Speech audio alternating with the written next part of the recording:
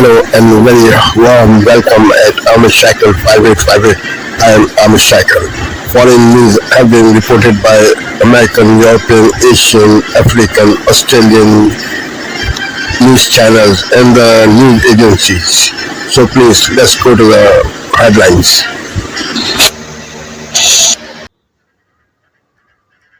Most watched, most trusted.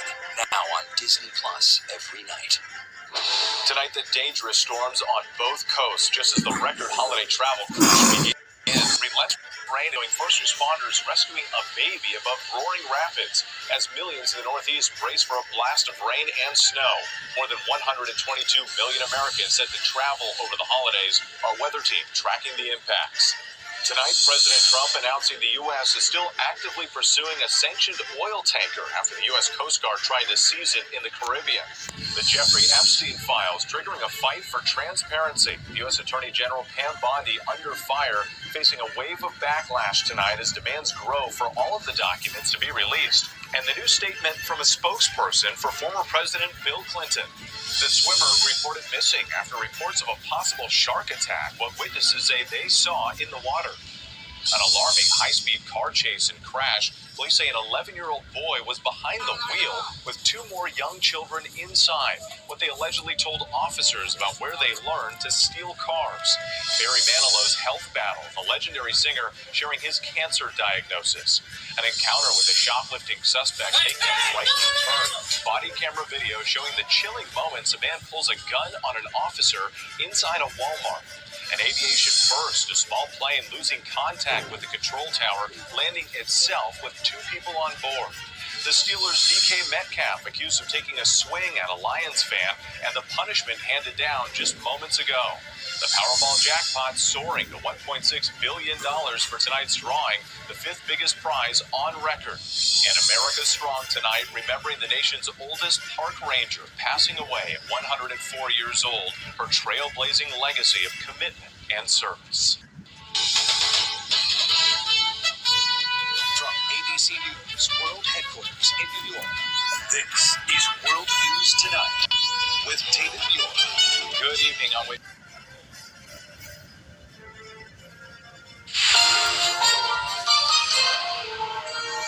On this Monday night, meet Canada's new ambassador to the United States. We don't need another trade mission. Who is Mark Wiseman?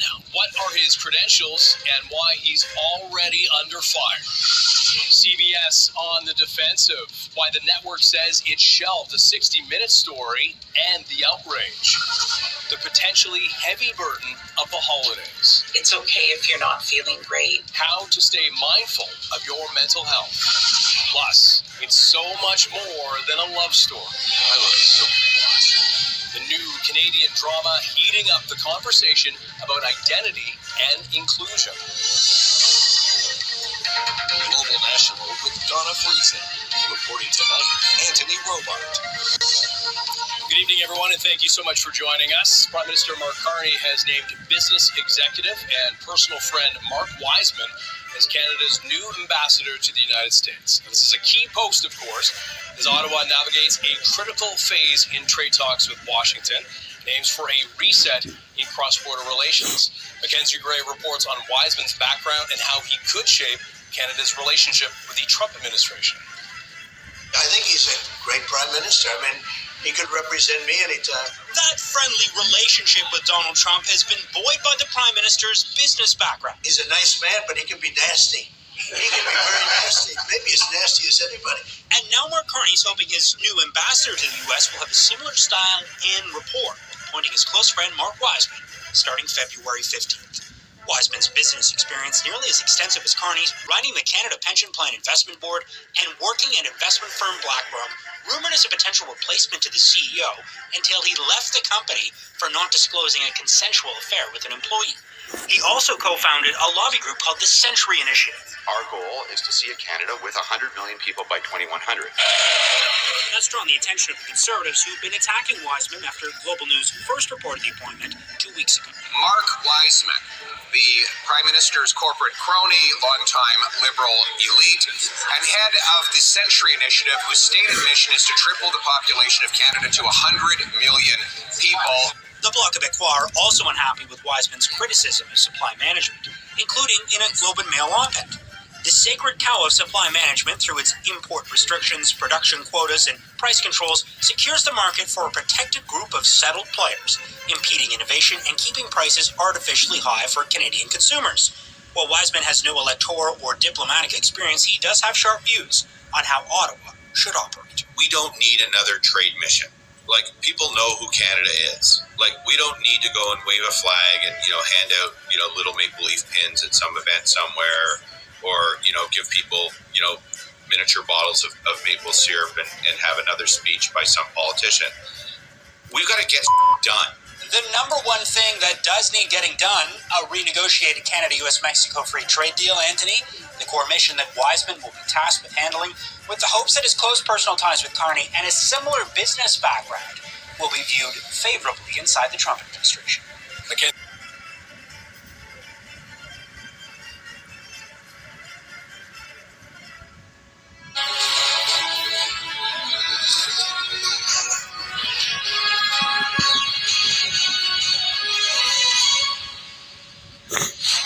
This is Sky News, the headlines.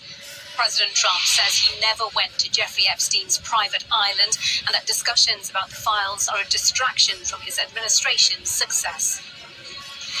Donald Trump also gives the go-ahead for a new fleet of battleships and insists his policy of targeting Venezuelan vessels is working.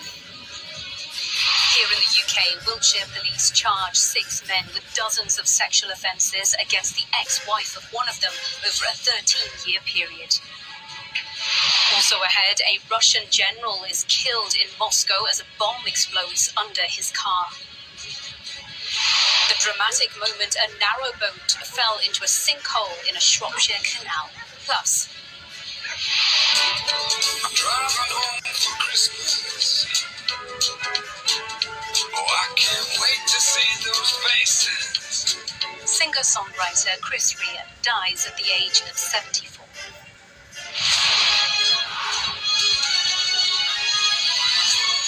Good morning, welcome to the programme. Donald Trump has insisted that he never visited a private island belonging to the late paedophile Jeffrey Epstein. Speaking at a news conference to promote plans for a new battleship, the US president claimed that questions about the partial Epstein files released by his administration on Friday were deflecting attention away from his government's successes. A lot of people are very angry that pictures are being released of other people that really had nothing to do with Epstein, but they're in a picture with him because he was at a party, and you ruin a reputation of somebody. So a lot of people are very angry that this continues. A lot of Republicans are angry because of the fact that it's just used to deflect against a tremendous success. Look, we have $18 trillion coming into our country. We have, I believe, we're going to have the most successful economy in history.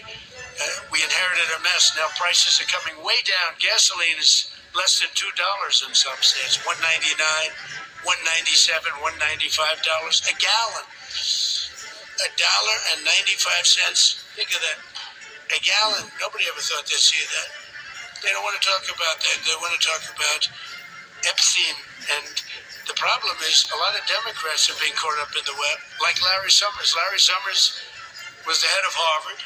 He's now been forced to resign from every board he's on, and he was thrown off the Harvard board. Now, he was at Epstein's Island a lot. I wasn't. I never went there, by the way. But fortunately, it's nice. But I never went there. But a lot of people did go there. Meanwhile, a spokesperson for Bill Clinton has called on the US Justice Department to release any further files relating to the former US president. They've released a statement saying what the Department of Justice has released so far and the manner in which it did so makes one thing clear: someone or something is being protected. We need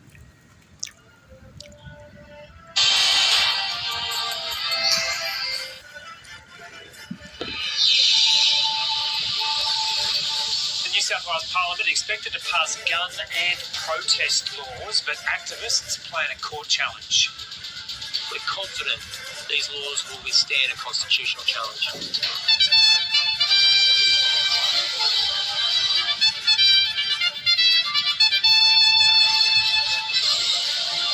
The Prime Minister recommends changes to travel rules for politicians in the wake of expenses scandals.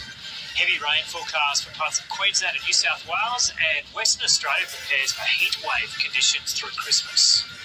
And Pat Cummins and Nathan Lyon ruled out of the Ashes squad for the Boxing Day test.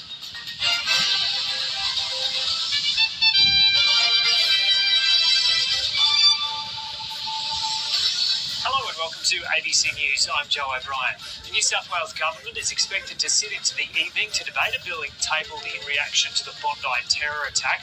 The bill will clamp down on protests and guns, and some groups say they're already preparing a challenge on constitutional grounds.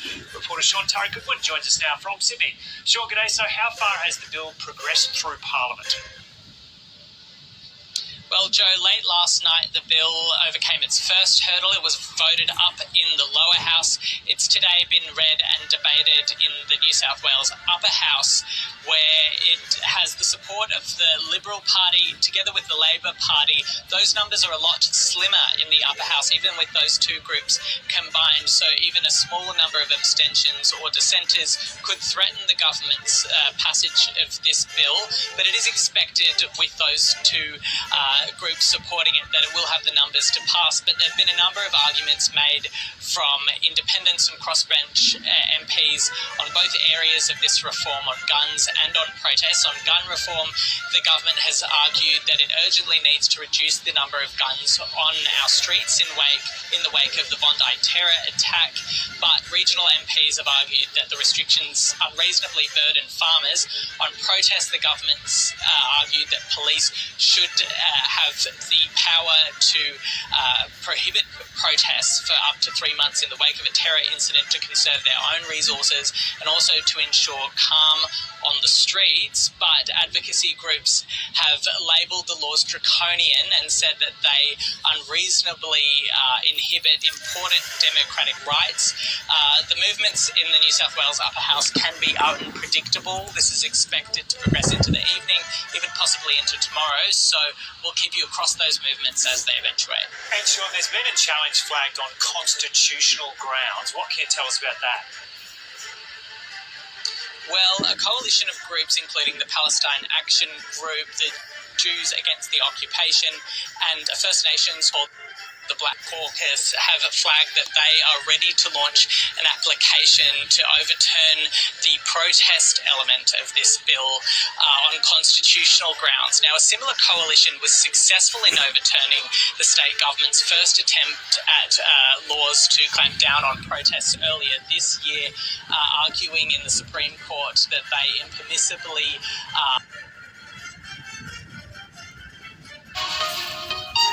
Africa News. The news. After 1 month in captivity, 130 Nigerian school children abducted in Niger State have been released, President Bola Tinubu's office said on Sunday. A spokesperson said they were freed after a military intelligence-driven operation and were expected to arrive in Minna on Monday. The children were among more than 300 people kidnapped from a Catholic boarding school in Papiri village on November 21st. Some managed to escape almost immediately and 100 others were freed earlier this month. 35 students and teachers are still unaccounted for. Authorities said further details will be communicated. One of Nigeria's worst mass kidnappings in recent years, the abduction put the spotlight on the worsening security situation in northern Nigeria, where armed gangs frequently target schools for ransom. Tinubu has been under pressure at home and from US President Donald Trump, who's accused Nigeria of failing to protect Christians. Authorities usually say little about rescue efforts, and arrests are rare. Analysts say it's because ransoms are often paid, despite official denials. United States President Donald Trump has named Louisiana Governor Jeff Landry as his special envoy to Greenland, sparking renewed tensions with both Denmark and the semi-autonomous territory. In response to the nomination, Denmark summoned the U.S. ambassador to the country. Danish Prime Minister Mette Frederiksen and her Greenlandic counterpart Jens Frederik Nielsen also criticized the appointment. In a joint statement, the leaders said they expected respect for their territorial integrity. They asserted that Greenland belongs to the Greenlanders and that the US cannot annex another country. Trump's move echoes his past calls for the US to take over Greenland. He has not ruled out military force to take control of the mineral-rich island. In March, Vice President J.D. Vance visited a remote US military base in Greenland and accused Denmark of under-investing the territory.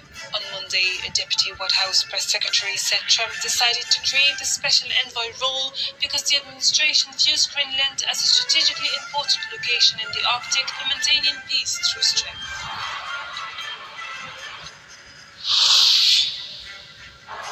At least 16 files have disappeared from the US Justice Department's public webpage for documents related to Jeffrey Epstein less than a day after they were posted. Missing files include images of paintings depicting naked women and a photograph of With that, we bring in Brett Sadler, retired Navy captain and former Pentagon official, now a Heritage Foundation senior fellow. Brett, always good to have you with us. Thank you for joining me this afternoon. We hear this debate over this effort overall. I want to play for you a soundbite from Senator Chris Murphy, who in this soundbite is referring to the smaller boats that have been blown up, but I think also references this battle against Venezuelan forces on a number of fronts. Watch this. The administration had for these strikes and had no national security justification. They did admit is that there's no fentanyl coming to the United States from Venezuela.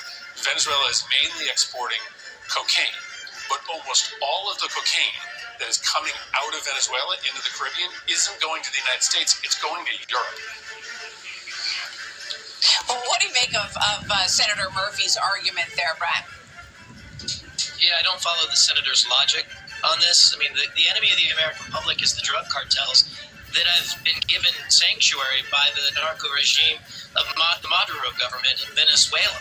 And those drugs, cocaine, does also kill over 10,000 American citizens in overdoses, as well as the fentanyl. And of course, these gangs that are moving these illicit narcotics in our streets are also attacking any American citizen or police officer or judge that gets in their way as an extension of this regime. So the fight's on our streets already. The cartels are the enemy, really, quite frankly, and it's a shared enemy with our partners in Europe as well. And it is a true statement that some of those drugs are going to other states. But again,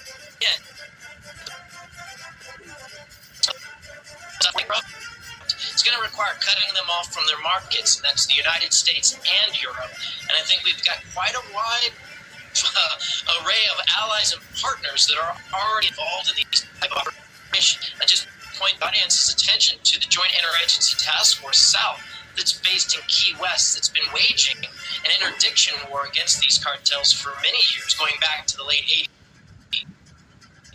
Do you think that succeed in pushing Maduro out of power? We've been down this road before with Maduro, so I felt like your tipping point was imminent. We are also learning by some reporting out there that he's being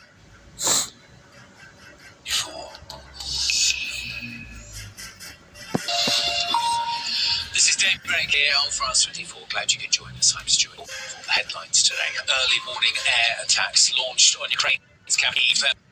President Volodymyr Zelensky warns of new systematic attacks on Ukraine's region of Odessa. And shortly to our correspondent Emmanuel Chaz, who'll join us from Ukraine. At least one person killed as the US hits yet another boat it accuses of narco-trafficking operations in the Eastern Pacific, and as Donald Trump says it would be smart for Venezuela's President Nicolas Maduro to leave power.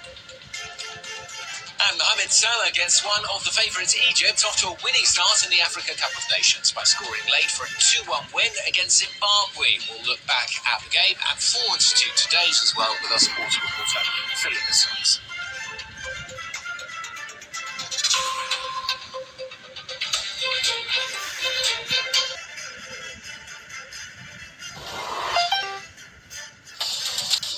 This is DW News coming to you live from Berlin.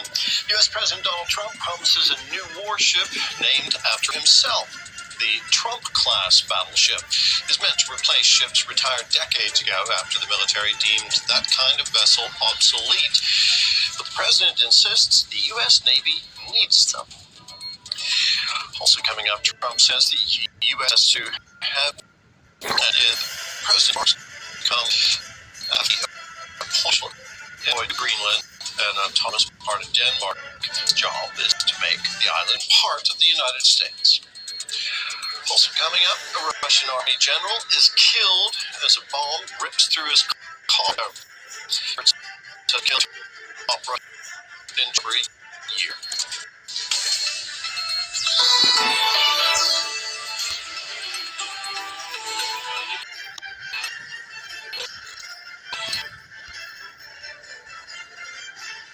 This is Asia Now. It's 2 p.m. in Singapore and Hong Kong.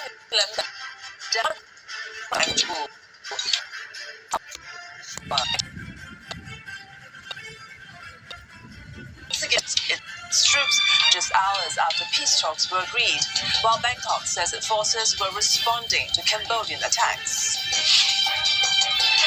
U.S. President Donald Trump unveils a new battleship class named after himself and will be the centerpiece of his so-called Golden Fleet. It's designed to launch nukes, fire hypersonic missiles, and deploy lasers, with artificial intelligence playing a big role. Indonesia says it has finalized a tariff deal with the U.S., clearing the way for a Trump-Prabowo signing.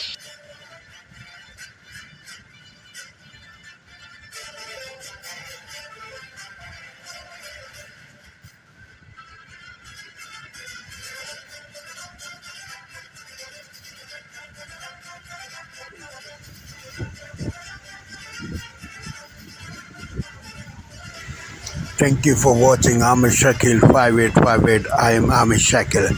I hope you will visit again.